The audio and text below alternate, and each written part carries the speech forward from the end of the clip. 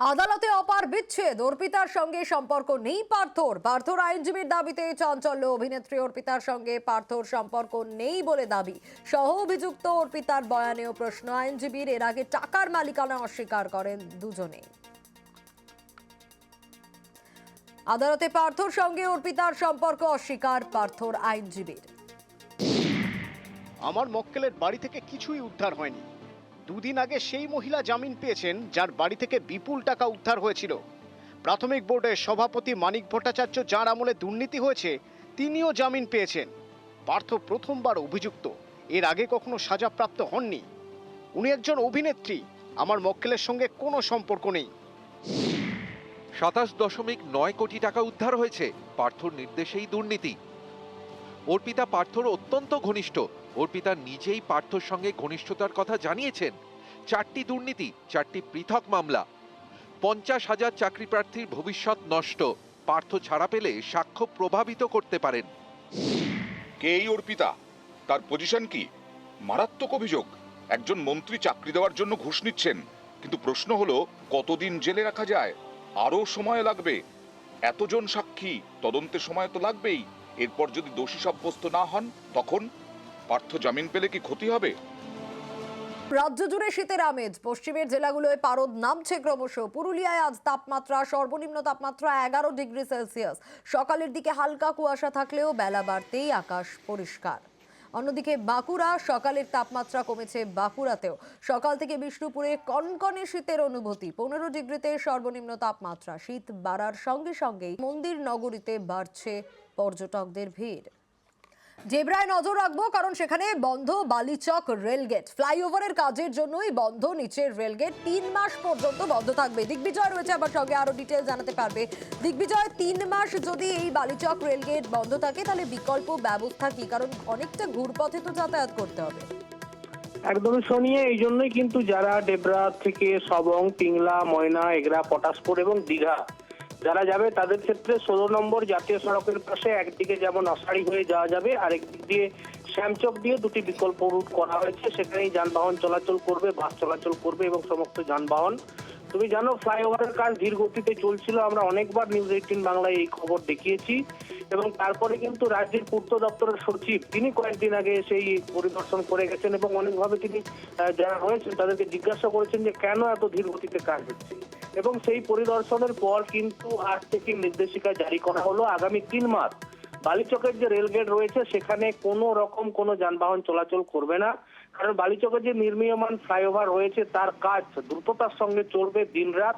সেই জন্যই কিন্তু এই পরিস্থিতি এবং এই নির্দেশিকা জারি করেছে রাজ্য পূর্ত দপ্তর এবং ডেবরা ট্রাফিক বিভাগের পুলিশ। এবং এই নিয়ে কিন্তু মানুষজনের যেমন একটা যাতায়াতের ক্ষেত্রে সমস্যা হবে, কিন্তু ফ্লাইওভারের কাজটা যাতে দ্রুত হয় তাহলে কিন্তু মানুষজন আরো উপকৃত হবে। তার জন্যই কিন্তু আজ থেকে 3 মাস বালিচক রেলগেটে সমস্ত ধরনের যানবাহন চলাচলের ক্ষেত্রে নিষেধাজ্ঞা জারি করা হয়েছে।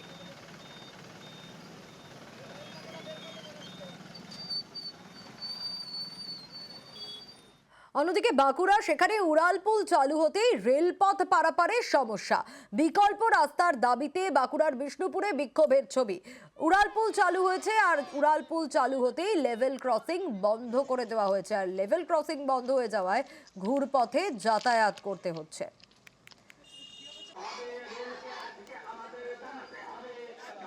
আমাদের রাস্তা দিতে হবে, কারণ আমরা রাস্তা পেরোতে পারছি না। এত দূর থেকে আমরা ছোট ছোট শিশুরা স্কুল যাব কিভাবে? সমস্ত হাই স্কুলের ছাত্রছাত্রীদেরকে ক্লাস 5 থেকে 12 পর্যন্ত সমস্ত ছাত্রছাত্রীদেরকে এই বিপজ্জনকভাবে, এই অবৈধভাবে জীবনের ঝুঁকি নিয়ে রেল লাইন পারাপার করে স্থানীয় হাই স্কুলে পড়তে আসতে হয় এবং ফিরে যেতে হয়। প্রতিনিয়ত বাবা মা থরথর করে কাঁপতে থাকে। ইতিমধ্যে ছোটখাটো বেশ কয়েকটা ঘটনা ঘটে গেছে।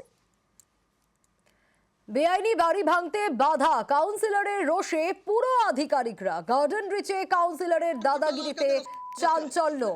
কাউন্সিলরের দাদাগিরিতে চাঞ্চল্য ছড়ায় গোটা এলাকায়। বেআইনি বাড়ি ভাঙতে যান পুরসভার কর্মীরা। পুলিশের সামনেই বাধা স্থানীয় কাউন্সিলরের বাধায় ফেরেন পুরসভার কর্মীরা। ऑर्डर देखा जो ऑर्डर हम लोग के पास है। मारेगा पट्टा लाल कर देगा बच्चा। क्या हुआ? ऑर्डर देख पहले। पहले ऑर्डर ले वार्ड काउंसलर ठीक है ऑर्डर हम लोग के पास ऑर्डर देखो पहले क्या लिखा हुआ है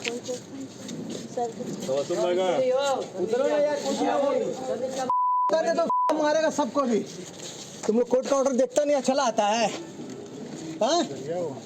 अभी साला लड़का लोग मारेगा तो फटफटरा कर देगा तुम लोग को बिना ऑर्डर दिखाए तुम लोग ऑर्डर को दिखाओ ऑर्डर दिखाओ ना मारने नहीं सकते झाड़ू लेके मारते ताला तुम खो देते नहीं बंद करते तो अरे ऑर्डर कहाँ से आया हाई कोर्ट का ऑर्डर हाई कोर्ट का ऑर्डर नहीं है कौन ऑर्डर है ये इंजंक्शन ऑर्डर है हाँ ये क्या लिखा हुआ पहले पढ़ो तो अच्छा से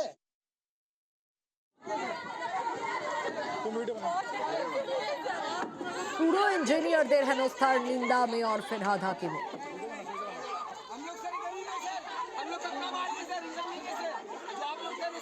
যদি করে থাকে আমি জানি না তাহলে অন্যায় করেছে তার কারণ পৌর কর্মীরা হলো আমাদের সহায়ক অদ্ভুত বিষয় তৃণমূল কংগ্রেসের কাউন্সিলর আর কংগ্রেস নেতা মুখতার দুজনেই একসঙ্গে বাধা এটা অন্যায় law will take its own course যখন গার্ডেন নিচের মতো একটা বাড়ি ভেঙে পড়ে যায় তখন অনেক মানুষের প্রাণ যায় সুতরাং এটা দায়িত্ব হচ্ছে প্রশাসনের যে বেআইনি আটকানো আমাদের সবার তাকে সহযোগিতা করা উচিত। উপযুক্ত ব্যবস্থার দাবি পুরো ইঞ্জিনিয়ার অ্যাসোসিয়েশনের। ওয়ার্ড 137 বড় 15-এর অন্তর্গত সেখানকার জনপ্রতিনিধি যেই সময় বিল্ডিং ডিপার্টমেন্টের আধিকারিকরা পুলিশ প্রশাসনের উপস্থিতিতে প্রায় 20-25 জন পুলিশ আধিকারিক ছিল ও বেশ কিছু সাব অ্যাসিস্ট্যান্ট ইঞ্জিনিয়ার যারা কর্তৃপক্ষের নির্দেশকে পালন করতে যায় কর্পোরেশন অথরিটি সেই সময় স্থানীয় জনপ্রতিনিধির হাতে তারা মানসিকভাবে নিগৃহীত হয়। আমরা অত্যন্ত দুঃখিত। আমরা মহানগরীর কাছে আবেদন জানাবো যে উপযুক্ত ব্যবস্থা গ্রহণের জন্য। আমরা খবর দেখাই আপনাদের সমস্যার সমাধানের জন্য। গতকালই দেখিয়েছিলাম যে কলকাতা মেডিকেল কলেজ হাসপাতালে রাত্রি নিবাসের কি অবস্থা, আর আমাদের খবরের জেরেই হাসপাতালের রাত্রি নিবাস একেবারে সাফাই করা হলো। কলকাতা মেডিকেলের নাইট শেল্টারে শেষমেশ সাফাই। নাইট শেল্টারের 4 তলা থেকে সাফ করা হলো মদের বোতলও। স্বাভাবিকভাবেই প্রশ্ন উঠেছিল যে কিভাবে আত্মীয় রোগীর পরিজনরা তারা রাত্রি যাপন করবেন এখানে, দায় কার? কিন্তু আজকের ছবিটা ঠিক এরকম, যেখানে নাইট শেল্টারের 4 তলা থেকে সাফ করা হলো সবকিছু। সুদীপ্ত রয়েছে আমার সঙ্গে, আরো বিস্তারিত জানাতে পারবে সুদীপ্ত।